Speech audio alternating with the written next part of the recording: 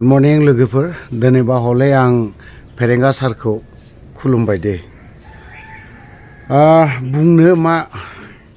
गोजौआव नायनानै खुदै गार गावनि आथिङावनो गोग्लैयो ना ओंखायनो सार फेरेंगाखौ आं खुलुमहरगोन दिनै बिथाङा दिनै देहाबो गाज्रि जादों होननानै बुंदों ओंखायनो दिनै सारखौनो होनो लुबैदों सार फेरेंगाखौ आं दिनैहाय बिराद थेंक्स होनो लुबैदों आरो खुलुमनोबो लुबैदों तो जाय हक सारा दिनैहाय मैयाहाय ट्रिटमेन्टआव दंहैयोमोन देहाखौ गोग्गो देहा खालामनो हागोन आरो ओमफ्राय स्ट्रं खालामनो हागोन आं इसोरनि सायाव बेखौनोल' आर'ज गाबो आरो लोगोसे बिखौ स्पेशेल थेंक्स होनो बिनि देहाया जेब्ला हामगोन बा गोग्गो देहा जागोन अब्लाना स्पेशेल थेंक्सखौ आं बावबावगोन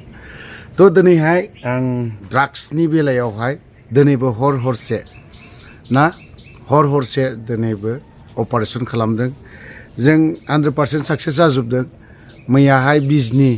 पुराना बिजनि ना मुस्लिम बस्तियावहाय जिहेतु अपारेशन मोनसे खालामहैदोंमोन ड्राग्सनि एगेन्स्टआव बावहाय बथल फिसाखौ जोङो मोनबोदों आरो जायनि जों हाबहैनाय लगे लगेनो बै मुस्लिमा अखमिया मुस्लिमसो दे गरिया ना मा होनना बुङो बिदिखौ बे मुस्लिमा लगालग जोंनाव फन हरदों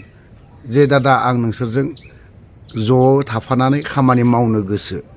आं बिराद गाज्रि जाहोलांबाय बेफोरबायदि खारन न'खराव बे अबस्था गैखाथारा माने जानो हागौ बिसिया बिखौ मोजां खावलायनायाव थिगबो जादोंफोरबायदि मोनदों थानानि मानसि थांबाय लोगोसे आरो जोंबो थांबाय जों बर'नि दल संगठन दं XNDBफोर दं बा गुबुन दल संगठन दङ संगठननि मानसिफोर गोजा थांदों होननानै गामिनि मानसिफोरनाव जों बुंबोबाय गामिनि मानसिफ्रा ओरैबायदि सांग्रां माने जे थांबाय मानि थाखाय फैदों ड्राग्सनि जों दं नोंसोरजों नैबेखिनि बाथ्राखौ बुंदों जिहेतु आं मैया स्टेटमेन्ट होदों ससे हगारदोंमोन जाय हक दिनै बियो मैया जानानै थांबाय थांनाय हराव मा घटना जादों बे घटनानि सायाव आं फेरेंगा सारखौ आरोबाव आखाइ खबजबनानै खुलुमनो लुबैयो मानो होननानै बुङोब्ला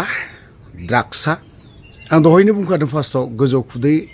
गार गावनि मोखाङाव गोग्लैगोन गाहायाव नायनानै गार गावनि आथिङावनो गोग्लैगोन बे मोनसे राव दं बर'नि क'क्राझारावहाय जों अपारेशन होदों बावहायबो साक्सेस 100% साक्सेस बावहायबो जों ड्राग्सआव जों जुदि सोरबाया सासे जुदि ड्राग्स जानानै जुदि फोसाबनो हायोब्ला बिराद मोजांनि बाथ्रा खिन्थु बै ड्राग्स जाग्राया दिनै गाव जे थैगोन थैनानै ओमफ्राय 100 जन मानसि लांगोन ना बे सुबुंखौसो जोङो होबथानांगोन जों बिदिब्ला अभार ड्राग्स जाग्राखौ जों मा खालामनांगोन हय केपिटेल पानिशमेन्टबो होनो गोनां जानोबो हागौ बेफोरबायदि समाबो सफैगासिनो दं आरो जेसेबां जोंनि गेजेराव दा ड्राग्स जादोंना बेफोरो 18 years 19 years ना हाइस्ट जादों 20 years बेफोरबायदि यां गथ' माने लाइमोनफोरासो ओरैबायदि अन्थाव बाथाव महरफोरखौ नुयोब्ला बुनोनो जायगायानो गैया बेफोरबायदि अबस्था होमबा बेफोरबायदि गथ'फोरखौ जों मा बे लाइनजों लांगोन ना आरो सासे कमेन्टआव एनिथिं एमजेनावहाय सासे मानसिया कमेन्ट हरदों आं स्क्रिनाव हगारनानै होदों दे आइजोना माथाय खनसे नायना लाग्रोनि आं र' निरजु ब्रह्म ना नों हौवा ना हिनजाव जुदि हिनजाव मानसिबा नोङो XNDBनि जायफ्रा दिनै ड्राग्स जानाय बिनि एगेन्स्टआव बाथ्रा बुंदों होबथादों दिनै बेफोरखौ आखाइसो खबनांगौ XNDB इउनाइटेड फराम अफ XNDBफोरखौ लोगोसे जिसया समफ्रामारि दिनै समाज सिबियारि आरो बनसुबो दंफायोमोन लोगोसे आरो नैबे गल्डेन लेंगुर्स मटर साइकेल क्लाब ना राइडार्स क्लाबा दिनै बिथांमोनाबो दिनै जोंजों हरफा अपारेशनाव ओंखारफादों होनबा दिनै नों बायदि मानसिया जों बर' सुबुंखौ मा ड्राग्सजों गोदोना थाजानायखौ लुबैदों ना जोंनि बर' लाइमोन आइजोफोरखौ देहा फाननायावनो गोदोना थाजानो लुबैदों नों सासे एक नाम्बार स्टुपिड नोङो मोनथिबाय नोंखौ जेराव मोनो बावहायनो नोंखौ गोथां बुग्लिनाय जागोन नोंखौ आरो बेफोरबायदि मानसिखौ जोलैखौ दोननानै जेबो लाब गैया बिखौ बुथारखानायनि अनगायै जेबो लाब गैया बुथारखानानैसो दोननांगौ बिदिखौ बे दिनै ड्राग्सआ मा खालामदों दिनै नों जादों बे ड्राग्सआ दिनै गुबुन सासेखौबोथ' जाहोदोंना नों थैगोन दिनैहाय गुबुनखौबो जे लांफागोन बिदि अबस्था जानानै दङ ड्राग्सआ सासेजों लोगोसे 100 जना दिनै थैलांगासिनो दङ जों बर' लाइमोनफ्रा दिनै साफागुरियावनो नों नाय क'क्राझार बायदियाव नाय गुवाहाटि टाउन बायदियाव नाय सोर जादों बर' लाइमोन सेंग्रा सिख्ला सोर फरायदों कलेजाव फार्स्ट इयार सेकेन्ड इयार बेफोरबायदि फरायनाय गथ'फ्रासो जागासिनो दङ सोरबा क्लास 9, 10 बेफोरबायदि फरायनाय गथ'फ्रासो दिनै ड्राग्सखौ जागासिनो दङ दिनै होनबा जोंनि बे ड्राग्स होबथानायाव बा सोरबा सासेया दिनै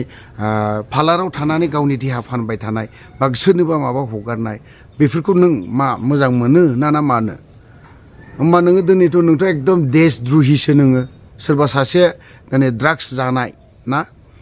बेखौ जों होबथानो थांनाया जों होनबा नोंनि थाखाय बेथ' गाज्रि जादों बर' समाजनि थाखाय मोजां जायाखै बियो बर' समाजनि थाखाय बियो मा जानो थांदों ओंखायनो नोङो जानला मानला कमेन्टखौ दाहोदलाबाय आरो बिनि बारै नों जुदि जेबो मिथियाबा जेबो खोथाखौ दा बुं बार आसि थुनानै बुंदों आं नोंखौ मिथिबाय आरो नोंथाङा जुदि ड्राग्स जादोंबा इमिडियेटनो अफ्रिनि खाथियाव सारेन्डार जाफै नङाब्ला बिनि फिथाइखौ केपसुलसो जाहोगोन आं मिथिबाय जेबो बुस्थु जाहोआ लावथि थावथि जेबो गैया केपसुल मोनजागोन बास सिदा खोथा दिनै नों थैगोन दिनै 100 जन मानसिया दिनै बासायनानै थागोन नों बायदि ड्राग्स जाग्रा मानसिया दिनै गावथारनानै गारजाब्लाबो जेबो लस गैया नंखाय दायाव आपार आसामाव दिनै सिखाव खावनायखौ गावनो हमदों जोंनि बिटिसिआव खिन्थु बे खामानिखौ दासिमबो मावाखै खिन्थु मावनो गोनां बाध्यताबो जागोन सम लानानै आरो बेफोरखौ जों होबथालांबायबो थागोन आरो बे मावनांगौ समखौबो जों खालामगोनबो जि समाव गावनांगौ बर'जों खोथा गैया जाय मानसिया दिनै ड्राग्सनि डिलार बै मानसिखौ जों गावनोबो गोनां जागोन बाध्यता सफैगोन दिनै बेखौ गावथाराब्लानो गाबोन समफोरनो 200 जन दिनै बर' सुबुङा दिनै ड्राग्स एडिक्टेड न'खराव धुम दाखाल दावराव दावसि गेस टेंखि थानो थाला अगदाब मोनसे मोजां थाला बाइक गंसे मोजां थाला मटर साइकेल गंसे मोजां थाला दिनै बेफोरबायदिबो जालांनो हमदों सोरनि न'आव नों बर'नि न'खरावनो ओंखायनो दिनै जों बेफोरबायदि होबथानायाव नोंहा मा अरजादों नोंथाङा जुदि बादोंबा जेबो कमेन्ट होनाङा नों जोंनि ड्राग्सनिल' जागोन दामानि भिडिअ'आ जेराव थाङो बावहायनो हमहैगोन दिनै क'क्राझार बायदियाव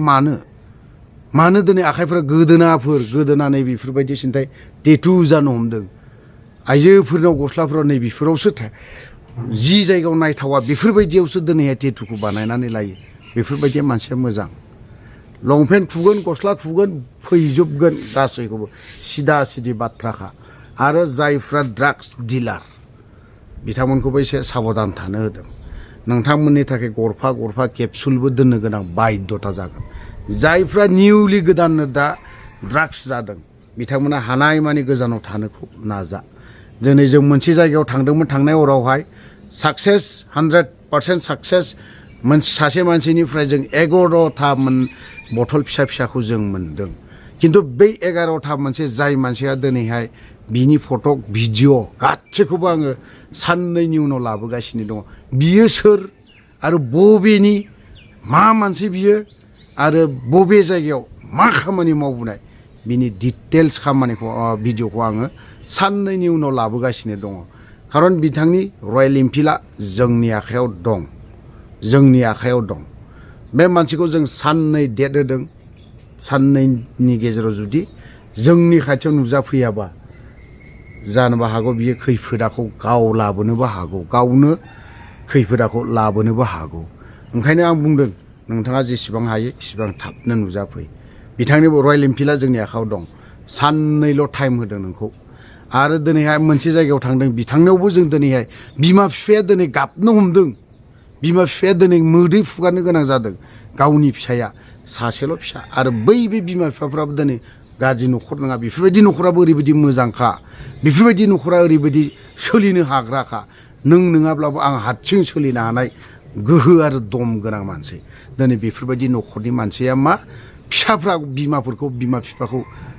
बिखा गाबहोदों मेगन मोदै फुगारहोदों जानो हागौमोन बे आफादाव थांनानै गावथारजाब्लाबो हयथ'बा बिहा मोनसे मोजां नाम थालांगौमोन दिनै ड्राग्स जानानै दिनै बिखौ जों लाना फैनानै 100% बेबो साक्सेस थांनाय हरावबो जों जेसेबां अपारेशन खालामदों आरो जों जेसेबां अपारेशन खालामबाय थागोन इसेबांनो जोङो 100% खालामबाय थागोन दिनैनि गेजेराव उइदिन सर्ट पिरियड सानसेनि गेजेराव जोङो आरोबाव डिलारखौ हमनानै